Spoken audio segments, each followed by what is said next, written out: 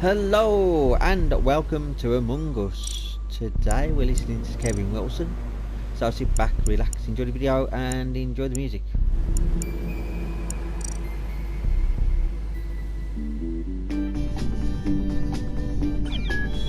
You could see a blue was brewing as they eyed each other off, and the tension only mounted when Snakey won the toss. You great, he said to Lofty as he chucked across the queue, and the tension in the pub just grew and grew. I'll break all right, Said Lofty as he snapped the queue in half and flung it back at Snake and said, here, shove this up your ass. "Me nana give me that," said Snakey. "Mate, you're fucking gone." And the Featherbrain Championship was on.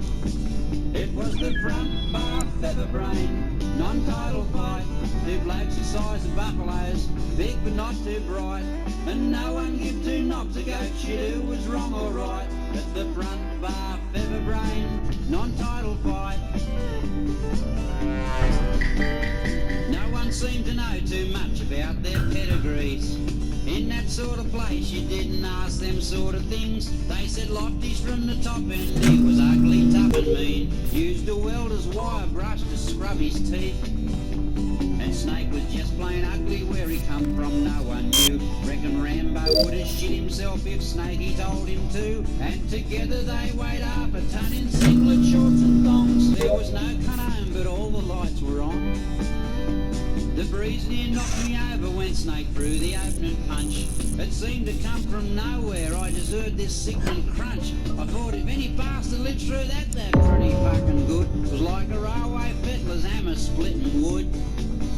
It slammed Lofty against the 8-ball table, flipped it on its edge. But he just casually got up, walked around, then ripped off all the legs. Then one by one he smashed the cunts across Snakey's ugly head. If his brain weren't so well padded, he'd be dead. But Snake just shook his skull and blinked a bit and slowly looked around.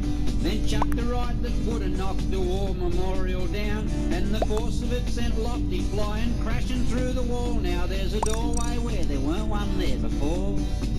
He landed ass up in the shithouse with his feet stuck in the air, with bricks and shit and broken glass and paper everywhere. And caked in that and crap, he ripped the dunny off the wall. And armed with that, fuck all brains went back for more. He slammed that dunny over Snakey's head, shattering it to bits, peppering him with porcelain and splattering him with shit. And there was teeth amongst the muck and shit. Whose they were you couldn't tell, but it looked like Lofty lost an ear as well. And Snake's right eye was swollen shut from where he'd copped one hard. Their dinkum made it look as black as Ernie Dingo's ass. But with all the pieces missing and with all the blood and gore, they weren't as fucking ugly as before.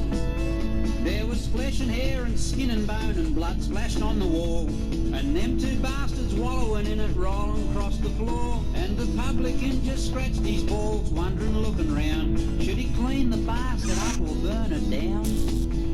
Most blues you see turn out to be a win or loss or draw, but fucked if I've seen both opponents lose a fight before. And I heard Snakey say to Lofty as they crawled towards the bar, "Fuck the snooker, want a game of darts?"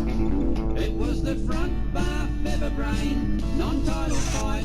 Two blokes the size of buffaloes, big but not too bright, and no one give two knobs a goat shit who was wrong or right. At the front bar Featherbrain non-title fight. It was the front bar Featherbrain non-title fight.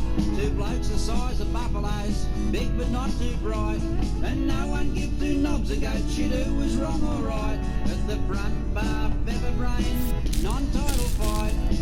It was the front bar Featherbrain non-title fight. Two blokes the size of buffaloes, big but not too bright, and no one give two knobs a goat shit who was wrong or right. At the front